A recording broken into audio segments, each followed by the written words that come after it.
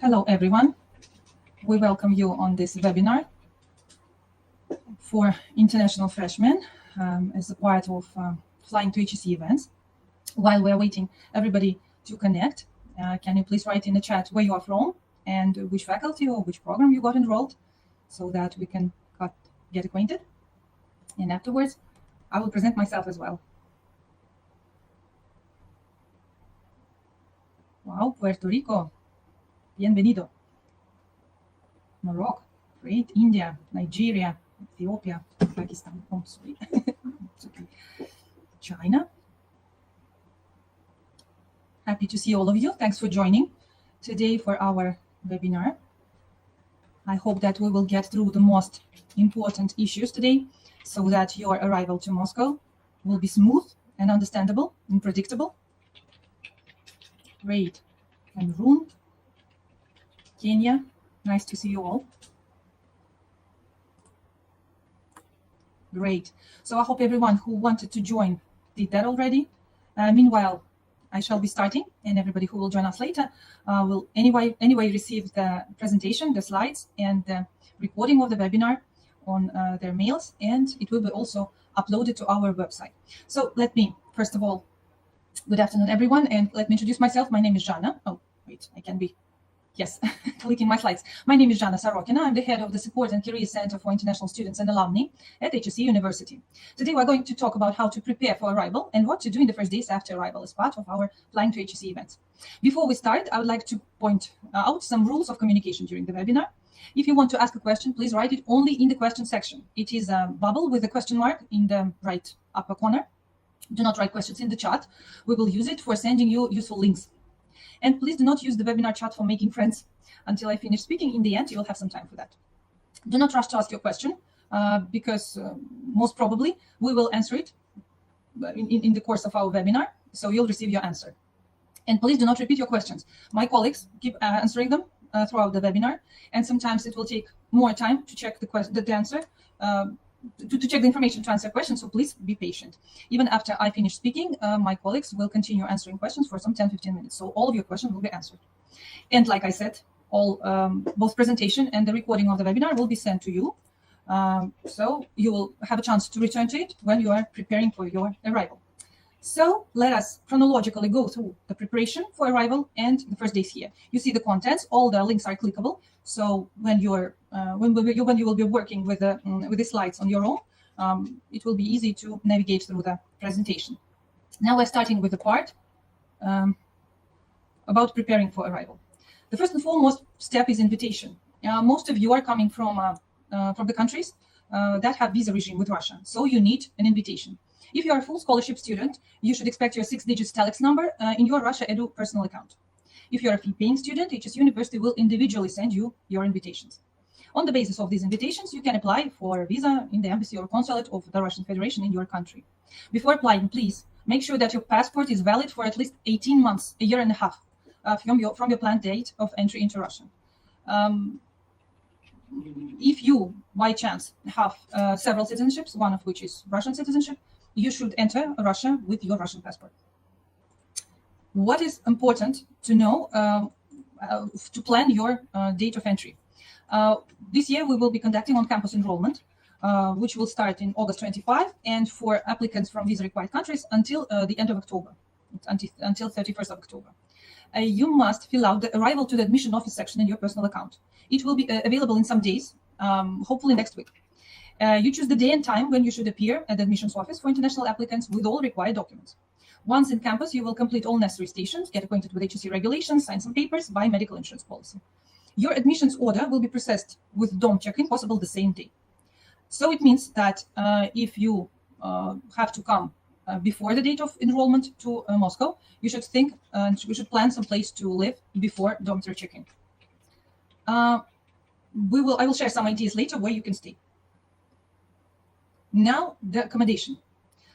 Choosing a place of residence is an important step. First of all, we have HEC dormitories. They are available only to students on a full quota. So for those who do not pay for their full scholarship students, do not pay for their education. Alternative accommodation of HEC is available for all categories of students. These two options, both provided by HEC, also provide you with migration registration, which is extremely important for the whole foreign nationals. That is why it is an advisable option if you are eligible to it. Meanwhile, searching and renting a room by your own is also available. But on this case, you should take care of your registration on your own together with your landlord.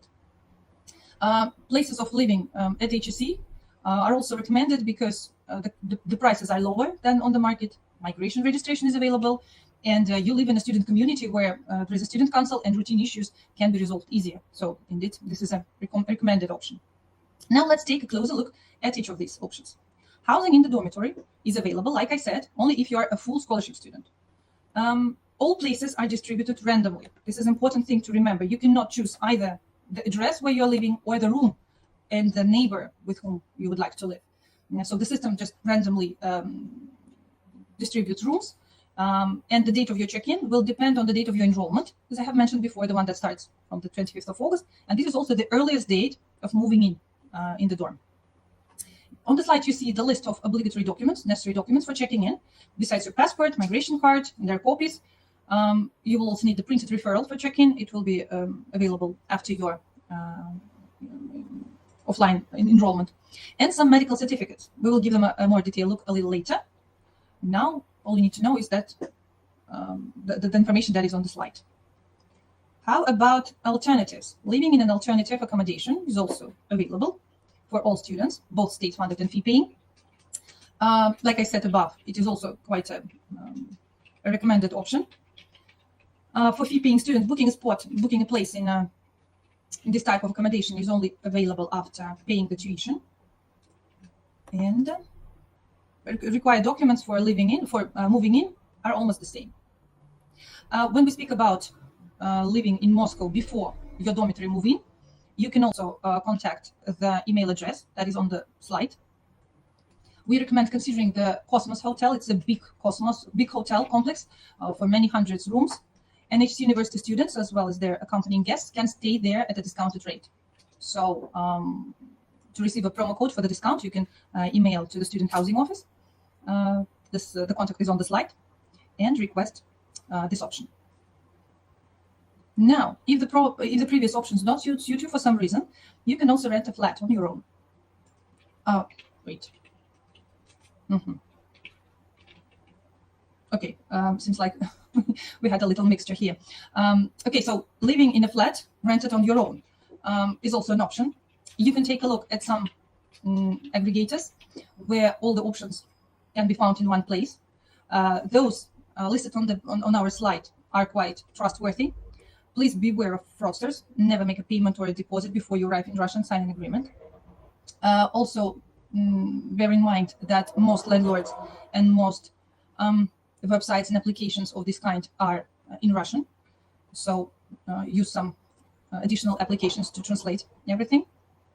And the most important thing is to make sure that the landlord is ready to register you, to make the migration registration. Because no matter what the landlord claims, HEC cannot help you with that. When you are living on a rented flat or room, it must be done only by the landlord. Now getting back a little back about the medical documents that are required if you're living in accommodation provided by HEC. It is something that must be done before leaving your country.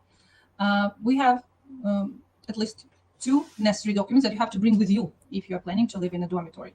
It's the so-called certificate. Its proper naming in Russian has this abbreviation of like coding of 086Y, but the copy of it, the English version of it, can be found by the link. Please ask your doctor to fill it in with all the information regarding your health status. Make sure that it is issued by a licensed medical facility and it is certified with doctor's official seal and signature. And please make sure to have it translated and notarized, translated into Russian, of course, for those documents that were issued in other languages other than Russian. If they are issued in 2 languages, let's say Russian and English, it's fine. It does not require translation, but we need to have Russian text in your medical document. One more important certificate is a vaccination certificate or immunization record. It can be called different way. It must include a record of all your vaccinations, the most important of which is measles vaccination. Make sure you pass this type of vaccination before entering Russia, if you haven't had it before. For dormitory check-in, you will also need a medical insurance policy. It can be obtained either on the day of orientation session at HEC or online. We will send you a list of recommended insurance companies. Most of them work in English and with international transfers as well. So this is all about medical documents. Let us move on. What else can be done before arriving is planning your budget. You can already plan for some expenses, such as mandatory procedures. They are called mandatory procedures for foreigners, and they include medical examination, fingerprinting, and photographing. Besides, you will need to have your visa extended, and it also costs some money. Make sure to have it with you. What is important is that your copy of your translation of your passport should be notarized in Russia, because there might be some difficulties with the documents issued abroad. So you'd better bring your passport and have it notarized and translated in Moscow. One more slide regarding your expenses. Everyday expenses, approximate breakdown of costs. I'd like to draw your attention to two categories. First is telephone and internet. Until you get a Russian SIM card, your mobile communication, mobile internet usage will be limited, because the procedure of obtaining SIM cards for foreigners has become more complicated since January 25. We'll discuss it in more detail a little later. So before entering Russia, please make sure that you have international roaming enabled and that your phone balance allows for international calls. Otherwise, you will be limited in your telephone communications. Also think about warm clothing in advance. Most of you come from the countries where winter is not that cold as in Russia, as in Moscow. Moscow winter actually is unpredictable. It might stay around 0 all winter, or there might be days when temperature drop below 20 degrees centigrade. Be prepared for this and plan your budget accordingly for warm clothing purchases. Before you arrive, we also advise you to apply for a buddy to help you. Buddy is an HSC student who can meet you in Moscow, walk you to your place of residence or to the university building, help you with a visit to bank or a mobile communication office. When you know your exact date of arrival, you can apply via the link on the slide. If you give more details about yourself, you can be matched with the right buddy with whom you have similar interests, and you will be having good time together. Please pay attention what you can expect from buddy and what you cannot ask from them. And please be advised to wait for confirmation about the buddy, that the buddy has been assigned for you, because this is not it's not automatic system, right? So please make sure that you receive the reply. Having someone to guide you through in the first days can be a very big help. So please do not ignore this opportunity. Some more advice before you plan your next steps. You'll soon be choosing your tickets, choosing the time and date of your arrival, and we recommend arriving on weekdays during work hours. Why so? If something goes wrong, and unfortunately we cannot be absolutely safe from this, there will be a better chance of reaching the head of Moscow airport border checkpoint during work hours to resolve some entry issues. Although duty officers are present at airports around the clock, in special cases they are not authorized to make exceptional decisions and will wait for their supervisor, who is available mostly during work hours. So if there is a choice, opt for flights arriving in Moscow on weekdays during daytime hours. When planning a trip to Russia, consider purchasing a return ticket. As we have had it last year, some airlines insist that travelers have return tickets in case of complications at border control and the need to return the passenger to the starting point. The university unfortunately has no power to influence the airlines as well as the border service, so we recommend that you take care of a return ticket, either refundable or with an open date, so that there is no questions in the checking in for the flight. One more piece of advice is regarding passing a visa interview at the Russian consulate. Again, last year we were informed of several cases of refusal of a Russian visa at the invitation of HSC because the student could not clearly explain the purpose of his trip to Russia. For example, they could not name their study program. They could not clearly explain what they expect from their studies, how their current, let's say, bachelor degree is connected to prospective master's program. So please be prepared for the interview, refresh your information, have a plan of what you are going to do in Russia and why you need a visa. Finally, so that to minimize all questions, mitigate all risks, have your admission letter or the education service contract with you at all times, so that you can confirm the purpose of your visit to Russia. One more thing to think about before departure is planning your route from the airport or train station in advance to the place of your temporary residence. Here on the slide is the links to all types of transportation available in Moscow. Please refer to them. You are very highly recommended to use taxi services only from official carriers. You can download the so-called Yandex app, Yandex Go app, which is very good for many things. Actually, Yandex is one of the applications that gives you a number of services, and including deliveries, traveling, tickets, and taxis. So do not agree to the calls of idle clickers. Those are available, a lot of them in the airports. Use online services where you can see the exact sum for the planned trip from the airport, let's say, to the city center. Another very good option is actually Aero Express. It's high-speed trains going from airports to the city center, after which you can change for subway. Moscow Metro is a wonderful means of transport, so you can start using it right after arrival to Moscow. So we have covered the mandatory points you need to consider before entering Russia. Let us summarize. Visa. Make sure your passport is valid for quite a long. Make sure to get ready for the interview. Thinking about accommodation options, including temporary housing before dormitory check-in if needed. Make sure to prepare medical certificates required for moving into HSE-provided housing options. Plan your budget. Plan your entry in terms of the date and documents that you carry with you. And think about transfer from the airport to your accommodation in advance. You can also ask for the help of a buddy if required. Now, next big part is your action plan after you arrive in Russia. Very important thing for everyone. Upon entry to Russia, you will receive a document called migration card. It's quite a small piece of paper. It has been already mentioned several times above, so let's explain it in more detail. If you arrive by plane, border officers will issue a card with printed data. While crossing the border by land, you will need to fill it out yourself. If traveling to Russia via transit through the Republic of Belarus, don't forget to request the card when entering Belarus, because sometimes it is not given out automatically. A very important thing is to check very carefully all the information that is printed or entered into this migration card. Every letter in your name, every digit in your passport number. Very important thing is the purpose of your entry. It should be education or study. In Russian, it goes uchoba.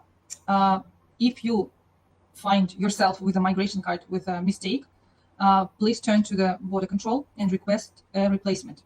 If you find a mistake after you leave the airport, changing will be much more complicated. One of the options is that it might require your leaving Russia, exiting Russia, and returning again with the correct migration card. So please be very careful here. Okay, so now you're in Russia. Congratulations, your migration card is perfect, no mistakes. You have completed your in-person enrollment. Your enrollment order has been issued, and you have moved into your current accommodation. Now, the next very important step to complete is migration registration. Registration is another very important document. Apply for registration the next day after your arrival. Please do not delay this procedure. The sooner the better, okay? There are documents that are required for registration. If you live in a rented flat, there might be some extra documents, because sometimes the migration officers of Ministry of Internal Affairs require some extra documents, some extra certificates from the university. So make sure to know the complete list of the documents before you go for registration. Your migration procedure depends on where you live. If you live in a dormitory or hotel, you just go to administrator or passport officer of your place of living. Usually it can be done very quick, in a day or so. Sometimes it takes longer, no problem. Once your documents are submitted to the administrator of your place of living, you are safe. And your next task is, after you receive the hard copy of the document, always keep it with you. If you're renting a flat or a room on a market, please make sure to discuss it with your landlord. Again, right away you move in. Your landlord can do all the necessary procedures through online portal, which is called Gosuslugi, or at the local migration office of Ministry of Internal Affairs. In both cases, after you receive the hard copy, take a photo of it, have the picture of it always with you in your phone, and also upload it to the HSE Appix mobile application. We will give more details about how this application works on the orientation sessions in late August or in September when you arrive on campus, and we'll give you more information about this useful application. Now, after your migration issues are settled, let's move to financial matters. We recommend bringing cash in dollars or euro or some other easily converted currency that you can exchange at banks or exchange offices here. In Moscow, there are a lot of them. You can check the current exchange rate using the link in the presentation and the one that we sent you in the chat. What is recommended is to change some money right in the airport so that you have, for the first time, necessary sum of money to pay for taxi, to pay for your initial shopping. And then also you can change it later in the city. I will also advise checking in advance which banks in your country can make transfers to Russian banks, and ask fellow compatriots that you know how they receive and transfer money. It can be very useful.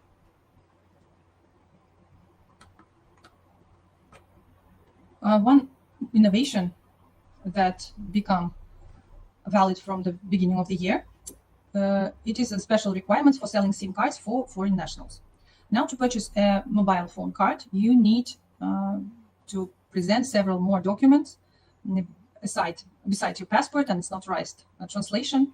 It also requires SNILS. It's the version of Social Security number, verified Gosuslugi account. It is the online portal of state services, and bank biometrics. These three documents are the most difficult things, but fortunately, since the new regulations took effect, the process has become significantly simpler and more smoother. Currently, major banks like Sberbank, T-Bank, some others, you will know them upon arrival, handle all three procedures at their branches. So you just come with your passport and all will be done in one visit, hopefully. However, before applying for these procedures to the bank, you will need to wait for your registration. So only after your registration is ready, you can go to complete these procedures. And after completing biometric registration, you can go to a mobile carrier's office, and sign a service contract. After that, you will have your new Russian SIM card. Meanwhile, you can take a look at our most popular operators and their tariffs. Besides, we have a Wi-Fi system in all university buildings, including dormitories. Here is your HEC guest login and password. After you receive your login and password of your student personal account, you will have one more network available, which is HEC student. The catch is that you can access these Wi-Fi networks only with a Russian mobile phone. So these networks are only available to you after you receive a Russian SIM card. So please plan it the soonest possible. And you can also ask your buddy to accompany you to a mobile carrier's office. One more important document that is obligatory for every foreign national is the voluntary health insurance. You can also hear the abbreviation of DMS in Russian. For the entire duration of stay, you should have a valid medical insurance. It is also mandatory for checking in the HEC dormitories. If you need insurance just to enter Russia, we recommend buying a short-term insurance, like for a month, and then after arriving in Moscow, obtain insurance for the full period of your stay that complies with Russian requirements and will be accepted at local hospitals and polyclinics. There is a list of insurance companies recommended by HEC. You can study them. And please do not ignore this necessity, because even though you're all healthy and strong, like we hope, insurance will be necessary if you need a sick leave, which will be a valid reason for missing classes, for example, or exams. This kind of sick leaves can be only issued if you have a insurance. Please be advised that, please be informed that providing fake sick leaves is considered a crime in HEC, and the student might be subject to a disciplinary sanction in the form of expulsion. So this is absolutely unwanted situation. So please try not to make it happen.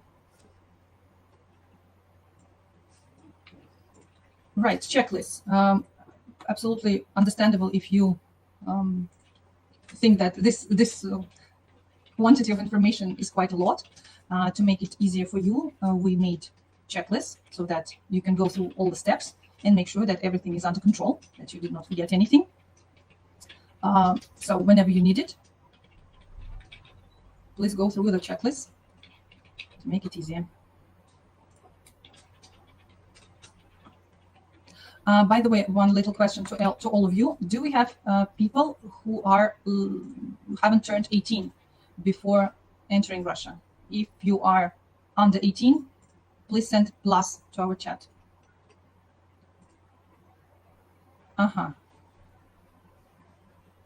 Okay, Elias, you seem to be the only one.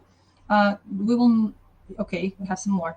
Then another question. Maybe some of you will turn 18 before the 1st of December. Okay, great. And Ahmed?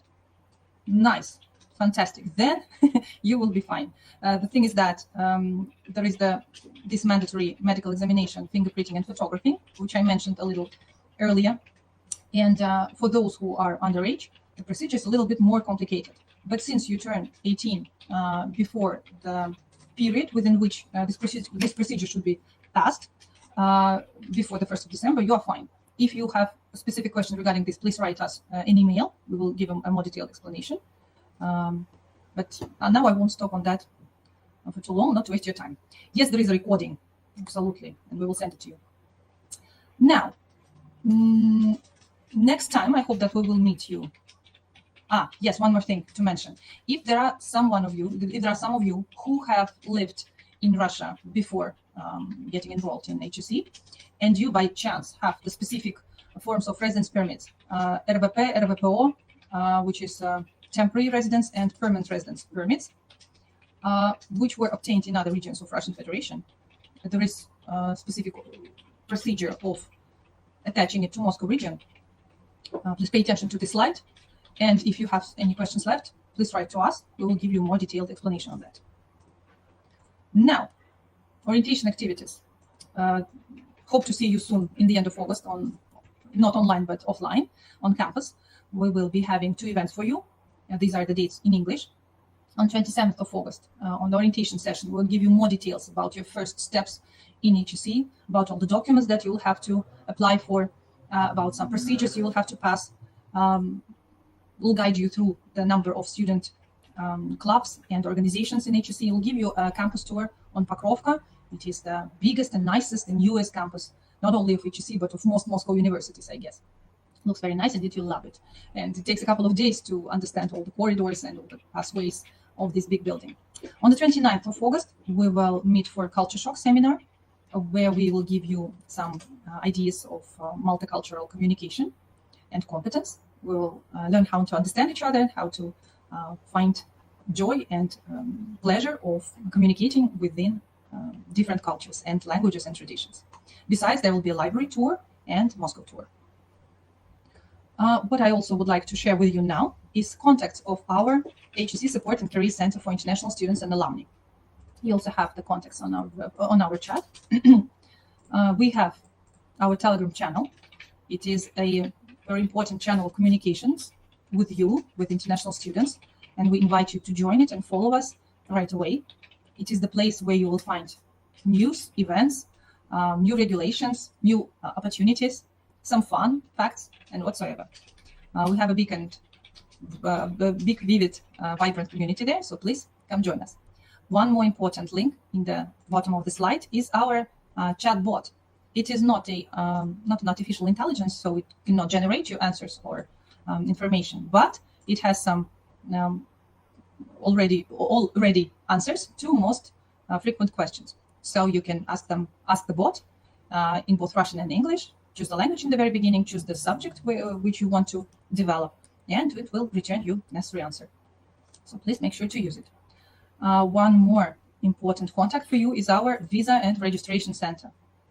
Our colleagues also have their email, their website, and their Telegram channel. You are also welcome to follow them. There you will find the most accurate information about all visa and migration issues that are applicable to our international students. So please make sure to follow both channels and get ready to see a lot of informative posts during August, we will keep posting what is most important for our newcomers, new students, for our freshmen. We would also like to see your feedback. So please share it, whether this webinar was useful, whether was it clear information and understandable. Please follow the link and fill in what you find, what you want to say about how it all went.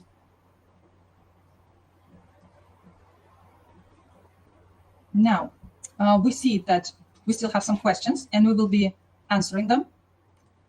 So even after I say bye-bye and we turn off the video, we will keep answering your questions, so don't worry. We hope that most of your questions will be answered. Thank you guys for the feedback in the chat. Thank you. We're really glad that some things got clear to you. And since you now have most of our contacts, you're also welcome to use all of them. Once again, both the slides of this presentation and the recording of the webinar will be available a little later. You will receive a mailing with the links where the recording will be uploaded. So whenever you're ready to plan your trip to Russia in more details, please refer to all these information materials. And we hope that everything goes smoothly and you will have a fantastic time in Russia, in HSE. Thank you guys for the feedback. Okay, now I'm saying bye-bye to you. Hope to see you, most of you, on our offline sessions. And if you have any questions, like I said, our email boxes are open to you. And make sure to check your mailboxes as well, because there will be more information coming from both our center and from the admission office about what's expecting you in August and in the beginning of September. Okay, thank you, and bye-bye.